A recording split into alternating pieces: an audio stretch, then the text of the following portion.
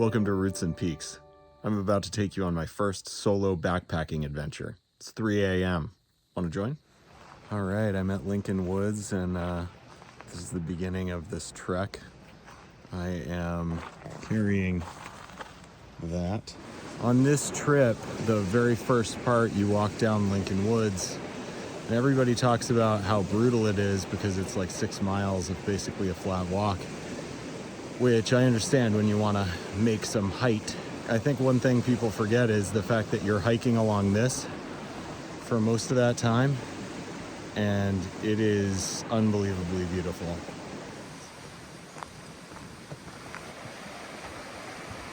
Just walking along the path, and I saw that this rock didn't want to get its eyes all squinty. Finally poking out. Been a beautiful hike all the way, but it's always great when you start to see peaks.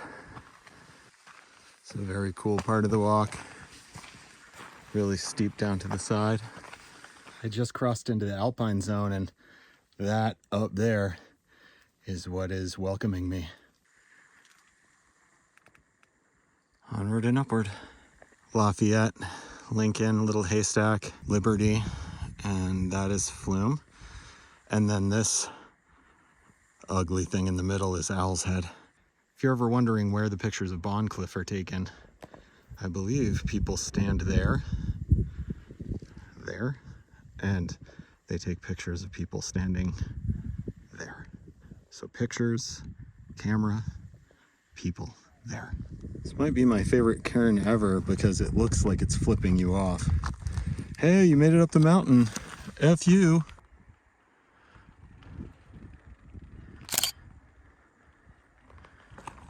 Came from Bondcliff over there. Over there is West Bond, and past that is Lincoln Lafayette. And then up there is the summit of Bond. And I'm gonna go down over into Guyot and see if I can get a campsite.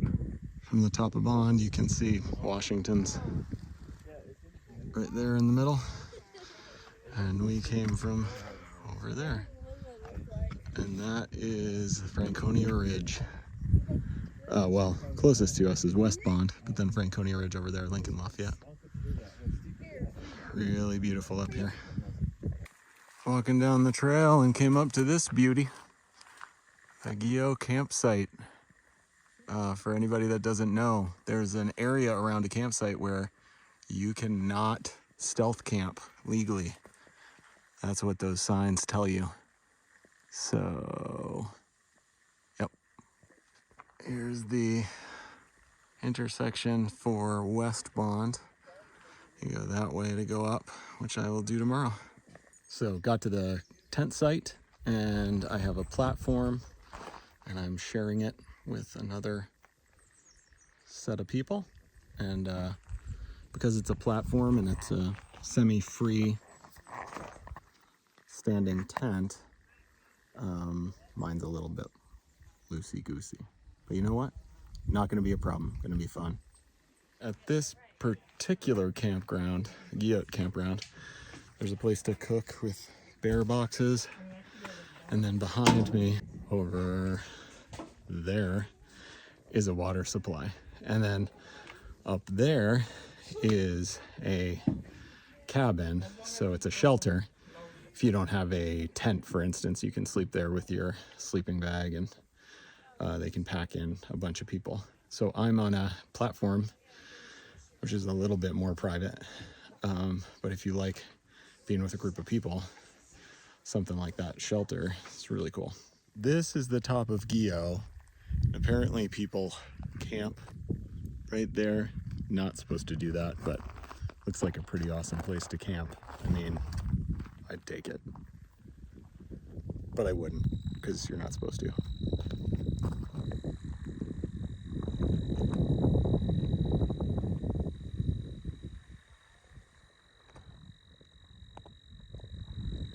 Most of the way up to South Twin, come from over yonder, going to yonder, And then I'm gonna try to hit North Twin before I start heading back, and I'll probably get to my campsite around dark. We'll see how that works out.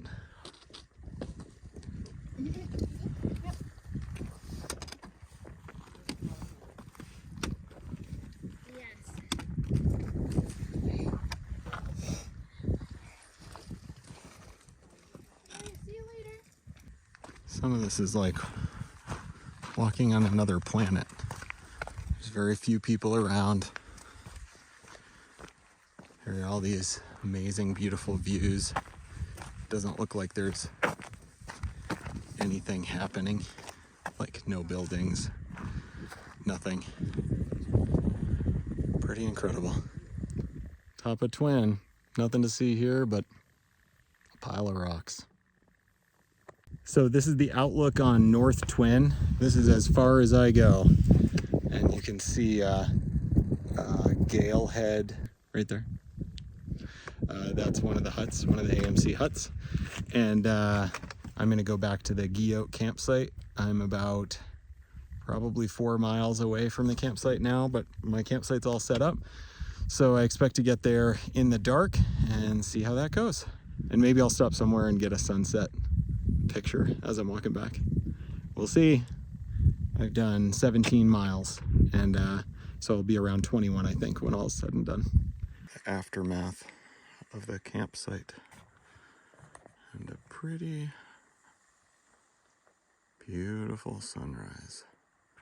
It's going to turn into thunder and lightning. All packed up. And it's 7:40. I'm going back down. I'm gonna do a spur off to West Bond because I didn't hit it yesterday. And my campmates made a really good suggestion, which was, why don't you stash your pack? So I've stashed my pack, and I'm bringing really important things with me, like my GPS tracker, emergency satellite thing, and some water. So it's a good idea to cut weight for part of your trip if you're gonna come back the same way anyway. Just about to get to the ascent of West Bond. Looks pretty cool up there. You can see a guy at the top. Excited to be there. What a different view today.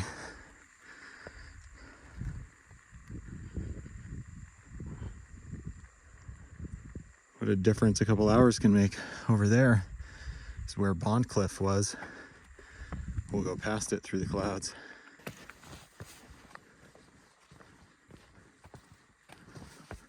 Weather systems forming.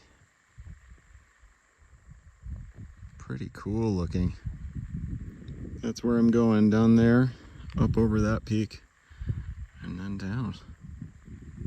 Maybe 20 minutes later, storm clouds are all dissipated. I have to go down this to that ridge and then back up there, and then down and out. Beautiful. Man, I think this is sort of like the gem of the hike. I mean, it's all pretty amazing, but this whole ridge line is really cool. Right up there is Bondcliff, and then if we turn this way, somewhere over there is a trail that goes up to that mountain, which is Bond. So, but I really think this section is just amazing. Beautiful, and then you got to climb down that. Woo! I'm on my way down now, and I learned a ton over this trip. Guyot,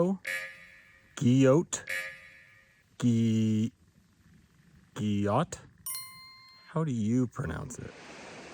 On the way back, I understand more why people kind of talk trash about Lincoln Woods Trail, or at least the length of it, because you're tired at the end of this, and you're like, oh, just get me to my car. Back to the bridge.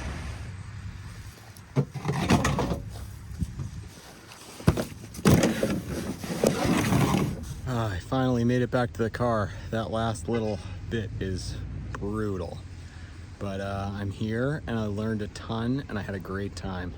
So thanks so much for watching me blunder and make mistakes and do that. I appreciate it.